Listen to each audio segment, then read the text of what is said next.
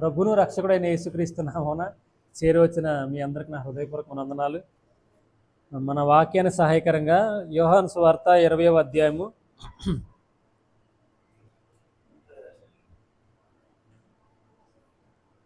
20వ వచనం. మొన్న 19 మనం చూసాం, ఇప్పుడు 20వ వచనాన్ని మనం చూద్దాం. ఆయన ఇలాగ చెప్పి తన చేతులను ప్రక్కను చూపగా శిష్యులు ప్రభువును చూసి సంతోషించిరి.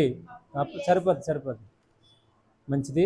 ఆయన ఇలాగు చెప్పి వారికి తన చేతులను ప్రక్కను చూపగా శిష్యులు ప్రభువును చూసి సంతోషించిరి. మంచిది. పరిశుద్ధుడా, ప్రేమగల మా తండ్రి, మీకు వందనాలు. మరి ఇంతకు ముందుగా మీ దాసుని నిలబెట్టి మీరు వినిపించిన మాటలుగా మీకు వందనాలు. మరి ఒక్క దాసుని నిలబెట్టి మీరు మాట్లాడుతుండగా మీ సహాయం ద్వారా మీరు మాతో మాట్లాడండి. మీ కుమారుడిని మాతో కనపరచండి. మీ కుమారుడైన యేసుక్రీస్తు వారు మాత్రమే మాకు కనపడాలా, ఆయన మాత్రమే మహిమ పొందాలి, ఆయన మాత్రమే ఘనత పొందాలి. కాబట్టి ఆయన్ని హెచ్చించమని, మనుషుల్ని మరుగు చేయమని, మీరే మహిమ ఘనత ప్రభావాలు పొందమని, చదువుకున్న లేఖనాల్లో నుంచి క్రీస్తుని మాకు ప్రత్యక్షపరచమని, బయలుపరచమని, మీరే మహిమ ఘనత ప్రభావాలు పొందమని మా ప్రాణప్రియుడు మా రక్షకుడైన యేసుక్రీస్తు నామములో ప్రార్థించి మిక్కిలి వినంగా బ్రతిమాలి ముందుకు సాగుతున్నాం మా ప్రియమైన తండ్రి. ఆమేన్. మన 19 మనం చూసాం. మనం ఆ విషయాలు మనం చక్కగా ప్రభు మనకు నేర్పించాడు. ఇప్పుడు 20వ వచనం ఏంటంటే, ఆయన ఇలాగ చెప్పి వారికి తన చేతులను ప్రక్కన చూపగా శిష్యులు ప్రభువును చూసి సంతోషించారు. అంటే ముందుగా 19లో మనం ఏం చూసామంటే ఆదివారం అనే విషయాన్ని గురించి మనం మాట్లాడుకున్నాం. అంటే ఈస్టర్ కాదని, పండగ కాదని, పునరుద్ధానం అని, లేదా యేసుక్రీస్తు ప్రభువారు తిరిగి లేచిన రోజని మనం మాట్లాడుకున్నాం. దానివల్ల శిష్యులు ఆదివారమే కానీ వాళ్ళ ఆదివారం ప్రభు సన్నిధికి వచ్చారు కానీ ఎలా ఉన్నారో భయపడుతున్నారు. ఇప్పుడు మనము కూడా ప్రభు సన్నిధికి వస్తున్నప్పుడు భయము లేకుండా ఉండాలి. ఏ భయము? భయం అంటే ఏంటంటే ప్రతి చిన్న విషయానికి ఇంటి దగ్గర ఆలోచన చేసే భయాలు ఉంటాయి కదా. అది చేయకపోతే ఎలాగా, ఇది చేయకపోతే అలాగా, అదొకటి. ప్లస్ మళ్ళీ కుటుంబంలో ఉన్న ఇబ్బందుల గురించి భయం కానీ, అలాగే మరి ఏమిటి మా కుటుంబంలో పరిస్థితులు ఏంటి ఇలా ఉన్నాయి అది కానీ, ఏదైనా మన ఒంట్లో బాగోపోయినా అది కానీ, లేదా మన భవిష్యత్తు గురించిన భయం కానీ, ఏ భయమైనా ఉన్నా ఎక్కడికి వస్తే ప్రభు సన్నిధికి వస్తే ఆ భయాలన్నీ తొలగిపోతాయి అనే సందర్భం ఇక్కడ మనకు చూపిస్తున్నాడు. అప్పుడు వాళ్ళు భయపడటానికి కారణం ఉంది, కానీ ఇప్పుడు మనం భయపడడానికి కారణం ఉన్నా కానీ లేకుండా ప్రభు చేస్తాడు. వాస్తవంగా వీళ్ళు ఎందుకు భయపడుతున్నారంటే 20వ వచనం 20వ అధ్యాయంలో చూస్తే ఆదివారం ఇంకను చీకటిగా ఉన్నప్పుడు మగ్దలేను మరియా పెందలకాడే సమాధి వద్దకు వచ్చి సమాధి మీద ఉండిన రాయి తీయబడి ఉండుట చూసెను. ఇప్పుడు ఆదివారం ఎక్కడికి రావాలా? సంఘంలోనికి వస్తే మన హృదయంలో ఉన్న రాయి ఏమవుద్ది? తీయబడుతుంది. ఏ రాయి అది? ఏడుపైన, బాధ అయినా, ఏదైనా సరే, ఆరోగ్యమైన, ఉద్యోగమైనా, లేదు మరి మ్యారేజ్ గురించిన సంబంధాలు వెతుకుతున్న భయమైన, ఏంటి ఎంతగా లేట్ అవుతుంది, మాకేమీ ముందుకు సాగట్లేదు అనే భయమైన, ఇరుగు పొరుగు వారు మమ్మల్ని చూసి హేళన చేస్తున్నారు అనే భయమైన, ఉద్యోగం రావట్లేదు, లేదా కుటుంబ పోషణ సరిగ్గా జరగట్లేదు, పరిస్థితులు ఏమీ బాగోలేదు, ఇంట్లో చీకటి శక్తులు ఉన్నాయి, ఇంట్లో చీకటి కమ్ముకుని ఉంది అని ఏ భయమైనా ఉంటే ఎక్కడికి రావాలా? ఖచ్చితంగా ఆదివారం రావాలా. భయం ఉండి ఎందుకులే, భయంతో ఉన్నాం కదా, ఇబ్బందితో ఉన్నాం కదా, బాధతో ఉన్నాం కదా, నువ్వేం సంఘానికి వెళ్తావు అని సాతానుగాడికి వెలుగుతాడు. నువ్వు ప్రభు సన్నిధికి వెళ్ళి నీకేం ప్రయోజనం? నీకేమైనా బాగుందా? నీ కుటుంబంలో ఏమైనా నెమ్మదిగా ఉందా? నీ సంశయాలు తీరిపోతున్నాయా? నువ్వు ఆరోగ్యంగా ఉన్నావా? లేకపోతే నీ భర్త నీ మాట వింటున్నాడా? నీ భార్య నీ మాట వింటుందా? ఇలాగా కెలికి అతను ఏమంటాడో, ఎందుకు వెళ్తున్నావు, అసలు ఇప్పటికి నీకేమన్నా బాగుందా అనే క్వశ్చన్ తీసుకొస్తాడు. అప్పుడు మనం ఏమవుతాం? ఏదో రకంగా ఒక వారం వస్తాం, 2వ వారాన్ని ఆగిపోతాం. ఏంటంటే మళ్ళీ కుటుంబంలో అలాగే ఉంటాయి కదా, పరిస్థితులు మారవు. ఎందుకంటే మనం వచ్చి కూర్చున్నప్పుడు వాక్యాన్ని వినాలా, వాక్యాన్ని వింటే ఇవన్నీ తెలుస్తాయి. ఇప్పుడు వచ్చి కూర్చుని వెళ్ళిపోయామనుకోండి, వాళ్ళకి తెలియదు కాబట్టి ఏమవుతుందంటే ఇవన్నీ అలాగే ఉంటున్నాయి. ఎందుకంటే ఇప్పుడు అంట్ల వైపు చూసి అవన్నీ కడగాలి, ఎలాగరా బాబు అని రోజు దాని వెంక చూస్తామా? లేదుగా. పొద్దున్న అయితే పొద్దున్న కడుక్కుంటాం, సాయంత్రం అయితే సాయంత్రం కడుక్కుంటాం. మరి ఏమవుతుంది అక్కడ? అంట్లు క్లీన్ అవుతున్నాయి, శుభ్రం అవుతుంది. దేని ద్వారా? నీళ్ళు ద్వారా. మరి అలాగే మన హృదయం కూడా అంతే, వాక్యం ద్వారానే శుభ్రం అవ్వాలా. అలాగే మనం ఆదివారం ప్రభు సన్నిధికి రావాలా. వస్తా మనం నేర్చుకున్న దాన్ని బట్టి ఇతరులకు కూడా మనం అప్పుడు చెప్తాం. లేదు మనమే లేజీగా ఉన్నామనుకోండి, అంటే ఏంటి? రాలేని స్థితిలో ఉన్నాం. దీనికి కారణం ఎవరంటే అపవాది మీదకి నెట్టడానికి కూడా కారణం ఉంది. ఎందుకంటే మనం సరిగ్గా జీవించట్లేదుగా, వాడు వాడుకుంటాడు. అప్పుడు మన జీవితము, మన పద్ధతులు, మన ఆలోచనలు సరిగ్గా లేనప్పుడే వాడు వస్తాడు. ఏదన్నా చిన్నదే డౌట్ వచ్చిందనుకో, వాడు వచ్చేస్తాడు. వచ్చి ఏమంటాడు? నువ్వు ఎందుకు వెళ్తున్నావు, ఏం చేస్తున్నావు, నువ్వు వెళ్ళి ఏమన్నా క్షేమంగా ఉన్నావా, నువ్వు వెళ్ళేమి ఆనందంగా ఉన్నావా, నీ పరిస్థితులు ఏంటి అని మనల్ని తీసుకొస్తాడు. నువ్వు నువ్వు నువ్వు ఎందుకు? వాడి ఆలోచన ఏంటి? ఎవరి మీద పెట్టాలని? నేను, నువ్వు, అంతే, ప్రభువుని కాదు. ఎందుకు నువ్వేంటంటే మనం ఏమనుకుంటాం? నిజమే కదా, మన పరిస్థితులు మారలేదు కదా, మనం బాగోలేదు కదా, అందుకే మనం ఏం చేయాలి? పని చేయాలి కదా, ఆదివారం పనికి వెళ్ళిపోవాలి కదా. ఇవి కూడా ఉంటాయి. అంటే ఏంటి? ప్రభు సన్నిధిని ఎంత దూరం చేయాలంటే అంత దూరం చేసుకుంటాడు. దూరం చేయడానికి వాడు చూస్తాడు. ఇప్పుడు అనేకుల దగ్గరికి వెళ్ళి మేము చెప్తున్నామండి, వాళ్ళు వింటారా? వినరుగా, వినలేకపోతున్నారు కదా. అదనమాట. ఇలా ఉండటం వల్ల వాళ్ళకి ఏమవుతుందంటే వాళ్ళు ప్రభుని చక్కగా నేర్చుకోకపోవడం ద్వారా వాడుకుంటున్న ఆయుధమే మనల్ని వెనక్కి పంపించేసేది, లేదా తిరస్కారం చేసేలాగా చేయడానికి కారణమయ్యేది. అంతేగాని ఇంక వేరేది ఏమీ కాదు. ఈ ఒక్క ఆయుధమే. అదే అంటున్నారు. ఇప్పుడు అదే మనం నిజంగా ఇలాగ వచ్చామనుకో, చీకటిగా ఉన్నప్పుడే మగ్దలేని మరియ ఎందుకు? ప్రభుతో సహవాసం చేసింది, వాస్తవంగా ప్రభుతో ఉంది కాబట్టి ఎప్పుడు వచ్చింది? పెందలకాడే. అంటే పెందలకాడంటే మన సమయానికే రావాలంతే. పెందలకాడే అంటే ఏంటి? ఆదివారం ఇంకా చీకటిగా ఉన్నప్పుడే, అంతేగాని వెలుతురు వచ్చినప్పుడు అని రాయబడలే. అయితే మనం ఒక సమయం పెట్టుకున్నాం, ఆ సమయానికల్లా మనం రావాలి. అది ఏంటంటే ఆసక్తి. అది ఇప్పుడు ఒక వ్యక్తి మీద గౌరవం ఉందనుకోండి, ఒక వ్యక్తి మీద ఆసక్తి ఉందనుకోండి, వాళ్ళు అబ్బాయి పలానా టైంకి రేపు పొద్దున్న మన దగ్గర ఇలా ఒక కార్యక్రమం ఉందంటే మనం ఏం చేస్తాం? ఏదైనా సహాయం చేయాల్సి వస్తుందని ముందే వెళ్తాం. మరి మన కుటుంబంలో మన బంధుమిత్రులు పిలిస్తేనే మనం ఏదైనా సహాయం చేయాలని ముందే వెళ్తున్నప్పుడు, మరి ప్రభు కదా, మన కొరకు ప్రాణం పెట్టాడు కదా. ఎవరు ప్రాణం పెడతారో? ఎవరో ప్రాణం పెట్టరు, చెప్పడానికి మాత్రం చెప్తారు. కానీ ఎవరు మన కొరకు చనిపోతారు? ఎవరో చనిపోరు. తల్లిదండ్రులు మన కొరకు చనిపోరు, పిల్లలు మన కొరకు చనిపోరు. పిల్లల కొరకు తల్లిదండ్రులు, తల్లిదండ్రుల కొరకు పిల్లలు చనిపోరు. ఎవరు కూడా మన కొరకు చనిపోరు, కేవలం నోటితో మాట్లాడతారు. కానీ ప్రభు మన కొరకు మనకు రక్తాన్ని చెందించాడు. అది ఏదో చెప్పితే సరే, ఏదో కత్తితో పొడుచుకుని లేకపోతే విషము పాయిజన్ తీసుకుని చనిపోయిన ప్రాణం కాదది, లేదా ఊరికి ఫ్యాన్కి ఊరేసుకుని చనిపోయిన ప్రాణం కాదది. మనం అనుభవించాల్సిన శిక్ష ఆయన అనుభవించాడు.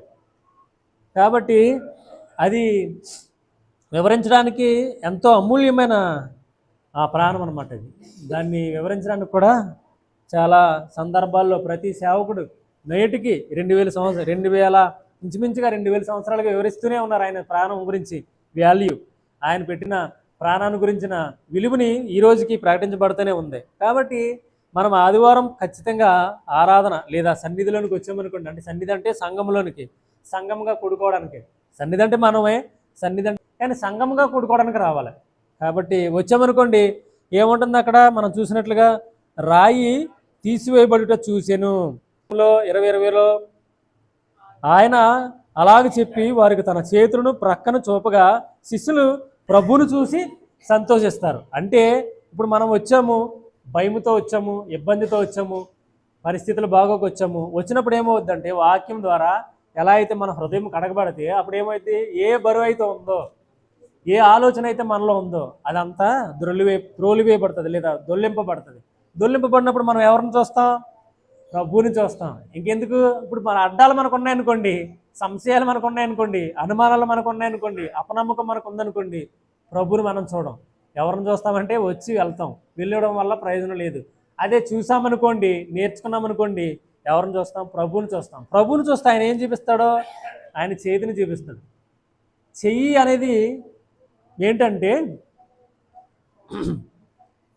ఏంటంటే మనం మొన్న కొన్ని విషయాలు చెప్పాను. చెయ్యి అనే దాని గురించి శిష్యులు యోహాను రాసిన మొదటి పత్రికలో అంటున్నాడు. యోహాను శిష్యుడు, భక్తుడైన లేదా అపోస్తులైన యోహాను శిష్యుడు ఏమంటున్నాడంటే, మేము నిదానించి ఆయన చెయ్యి తాకి చూసామంటున్నాడు. తాకి చూస్తామంటే ఏంటి? తాకి చూడడం అంటే ఏంటి? తాకి చూడటం అంటే ఏంటి? భౌతికంగా ఈ లోకంలో ఉన్నట్లుగానే క్లియర్గా వాక్యం ద్వారా మనకు కనపడతాడు. ఇంకొక భక్తుడు ఏం చెప్తున్నాడు? బలిష్టమైన చెయ్యి అంటున్నాడు. ఎవరో? పేతురు. కావాలితే మీరు పేతురు రాసిన మొదటి పత్రికను 5వ అధ్యాయము చూస్తే, పేతురు రాసిన మొదటి పత్రిక 5వ అధ్యాయము 6వ వచనం. ఆయన ఉంది చూడండి. ఆయన చాలు. బలిష్టమైన చెయ్యి అంటే అర్థం ఏంటండి? బలిష్టమైన చెయ్యి అంటే ఇంకే దానికన్నా బలమైన చెయ్యి ఏదైనా ఉందనా? కాబట్టి ఆ బలిష్టమైన చేతి కింద మనకి ఏముంటుంది? ఏదైతే బలహీనత ఉందో, మనం ఈ లోకంలో దేన్ని చూసి జడుస్తున్నామో, బలిష్టమైన చెయ్యి అంటే ఈ లోకంలో దేన్ని చూసి జడుస్తున్నామో. మొదటగా చెప్పిన శిష్యుడేమో మేము చేతులను చూసామని చెప్తున్నాడు, తాకి చూసామంటున్నాడు. రెండో శిష్యుడు ఏం చెప్తున్నాడు? పేతురు గారు, మేము ఆయన చేతులు బలిష్టమైన చేతుల కింద మేము ఉన్నాము. బలిష్టమైన చెయ్యి అంటే ఏంటంటే, మన లోకంలో పరిస్థితులు ఎలా ఉన్నా, బలహీనంగా మనం కనపడుతున్నా, ఏ విషయంలో మనం బలహీనంగా ఉన్నా, ఏ విషయంలో మనం అధైర్యపడుతున్నా, ఏ విషయంలో అపనమ్మకం కలిగి ఉన్నా, ఏ విషయంలో కూడా మనకు నెమ్మది లేకుండా ఉన్నా, ఆయన బలిష్టమైన మన చేతులు చూడగానే మనం ఎలా ఉంటాం? ఇంకా అసలు ఆ చేతి కిందకి మనం రాగానే మనం ఎలా ఉంటాం? ఇవన్నీ సంశయాలన్నీ మారిపోతాయి, తీరిపోతాయి అనమాట. అప్పుడు మనం ఎలా ఉంటామంటే కొద్ది కొద్దిగా ఊపిరిలోనికి వస్తాం. మనకు ఊపిరి జలపదుగా పరిస్థితులు బాగాలేనప్పుడు. వాస్తవంగా అందరూ పైకి బాగానే ఉంటారు, కానీ ఇంట్లో పరిస్థితులు దారుణంగా ఉంటాయి. ఈ చూసినప్పుడు మన పరిస్థితులు ఏమవుతాయంటే, నిజంగా ప్రభువా నీ చేతులు ఎంత గొప్పయా, ఎంత బలమైనయా, ఎంత బలిష్టమైన చేతులా అని మనం గ్రహించినప్పుడు దాని విషయంలో మనం చాలా కొద్దిగా నమ్మకంలోనికి వస్తాం. ఇంకో శిష్యుడు ఏం చెప్తున్నాడంటే, పౌలు గారు కొలసీలకు రాసిన పత్రికలో ఏం చెప్తున్నాడంటే 3వ అధ్యాయంలో ఆయన చెప్పేది ఏంటంటే, క్రీస్తులో మన జీవం లేదా ఆయన కుడిపార్శాన కూర్చొని ఉన్నాడు, దేవుని కుడిపార్శాన ఆయన కూర్చొని ఉన్నాడు, కాబట్టి ఆయన కుడి చెయ్యి అనేదాన్ని చూపిస్తున్నాడు. మరి యొక్క శిష్యుడు పౌలు గారు కుడి చెయ్యి అంటే, కుడి చేతితో ఏం చేయగలుగుతాం? కుడి చేయి గురించి కుడి చేయితో ఏం చేయగలుగుతాం? ఏ పనైనా కుడి చేత్తోనే చేస్తాం. అంటే ఏంటి? మన పనిలో కుడి చేయి బలం మన దగ్గర మనకు ఉంటుంది. అప్పుడేంటి? ఏ పనులు చేయలేకపోతున్నాము, ఏ విషయంలో మనం ముందుకెళ్ళలేకపోతున్నాము, ఏ కార్యాలు ముందుకు జరగట్లేదు, ఏ కార్యాలు ముందుకు సాగట్లేదు, ఏవి మనకి అర్థం కాకుండా ఉంటున్నాయో అవన్నీ ఆ కుడి చేయి ద్వారా మన పని కలుగుతుంది. మన పాటలు పాడలేకపోతున్నాం కదా, దాని గురించి కానీ, వాక్యం చదవలేకపోతున్నాం కదా, దాని గురించి కానీ, వాక్యం నేర్చుకోలేకపోతున్నాం కదా, దాని గురించి కూడా. ఇప్పుడు మన జీవితంలో జరిగే విషయాల గురించే కాదు కుడి చేయి మనల్ని ఆదుకునేది. ఏది? సంఘంలో మనం వాడబడతలేదంటే కూడా కుడి చేయి వాడబడుతుంది. కుడి చేయి కదా పట్టుకునేది. ఎవరో ఎడం చేత్తో పట్టుకుని ఎవరో కుడి చేయి మనకు ఉంది. కాబట్టి మనం ఏమన్నాం దాని గురించి? ఆ కుడి చేయి ఏంటో తెలుసా? ఐగుప్తులో నుంచి ఇశ్రాయేలుని తీసుకొచ్చిన చెయ్యి, ఆయన బాహుబలం. ఆ బలాన్ని మనం చూస్తే మనం ఏమవుతాం? భయము, ఆందోళన మనం పడమేక చాలా ధైర్యంగా ఉంటాం. అందుకే ఆయన తను తాను కనపరుచుకుంటున్నాడు మనకి. ఎలాగంటే, చేతులు చూడు, గాయాలు చూడు. నువ్వు ఎలాగా నీకు అర్థం కావట్లేదు, ఈ గాయాలు పొందింది ఎవరి కొరకు? నీ కొరకే కదా. నువ్వెందుకు భయపడతావు? నువ్వెందుకు సంశయాల్లో ఉన్నావు? నువ్వెందుకు అపనమ్మకంలో ఉన్నావు? నువ్వెందుకు అనుమానంలో ఉన్నావు?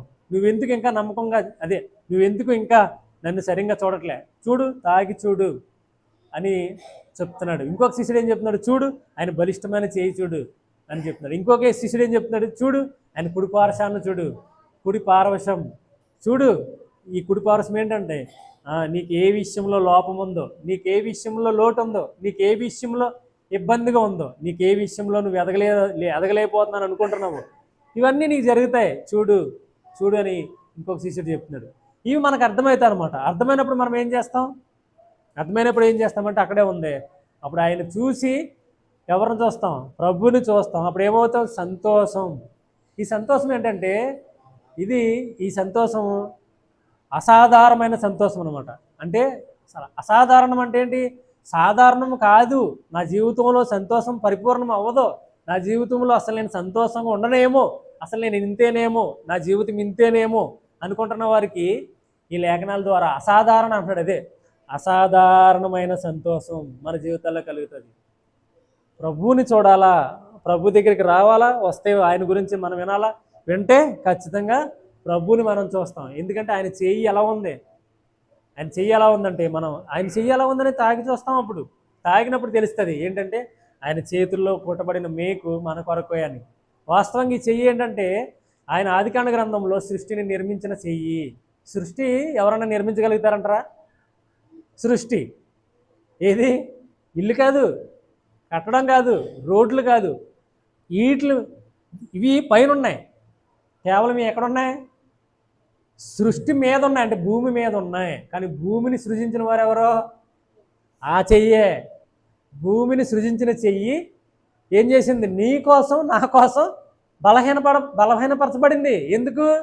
దేని విషయంలో? మనం బలవంతులు కావాలని. సృష్టిని సృజించిన చెయ్యి. వాస్తవంగా ఇల్లు నిర్మాణం, ఏదైనా చిన్న చిన్న నిర్మాణం అంటే ఎవరన్నా చేస్తారు. కానీ భూమి నిర్మాణం చేయండి అంటే ఎవరు చేస్తారో?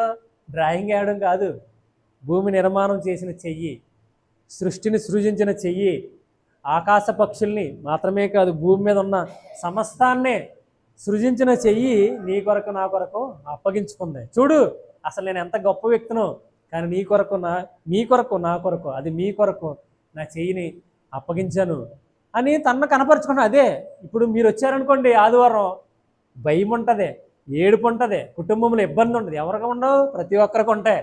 కానీ వస్తే ఏమవుతాయి? ఆ రాయి త్రొల్లింపబడుతుంది మాటల ద్వారా. అదే అన్నాను, ఇంటి దగ్గర అంట్లు ఎక్కువైపోయినాయి, ఇవాళ పొద్దున్నే కడగలేని, సాయంత్రం కడుగుతాను అని అనుకుంటే సాయంత్రానికి ఇంకా పెరిగిపోతాయి కదా.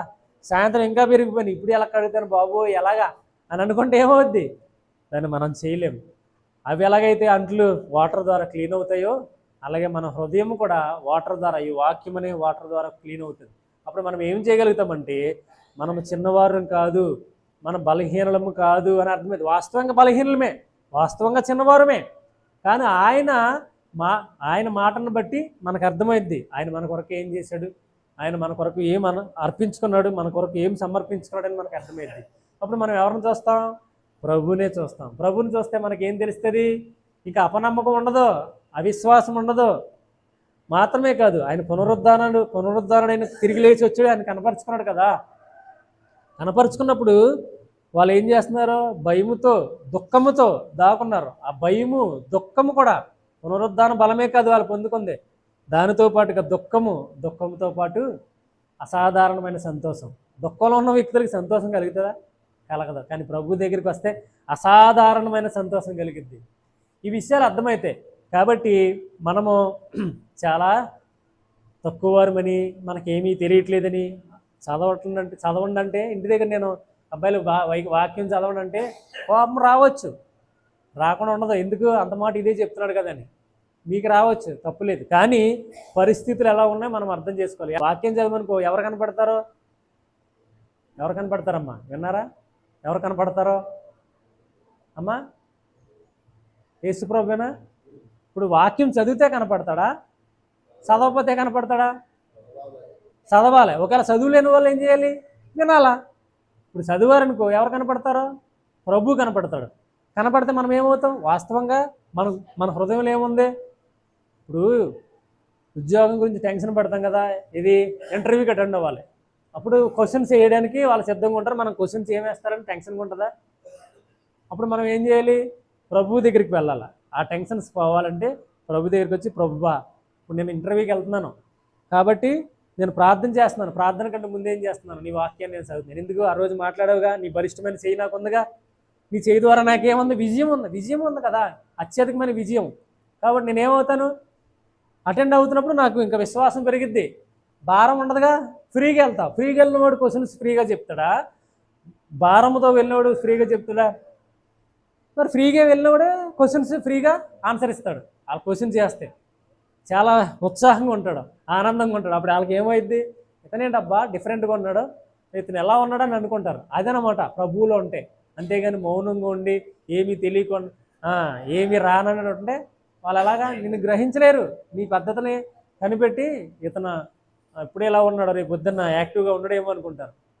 అది ప్రభుని మనం చూసామనుకో, ఏ విషయంలో లోపం ఉందాలో, ప్రతి విషయం ఏ విషయంలో లోపం ఉందో ఆ విషయాన్ని పునరుద్ధరిస్తాడు.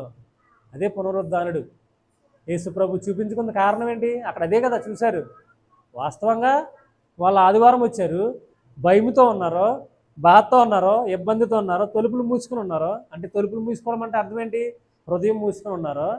ఎప్పుడైతే ప్రభు దగ్గర మనం వచ్చామో, మూసుకున్నా కానీ ఆదివారం చర్చిలో ఉన్నారు సంఘంలో.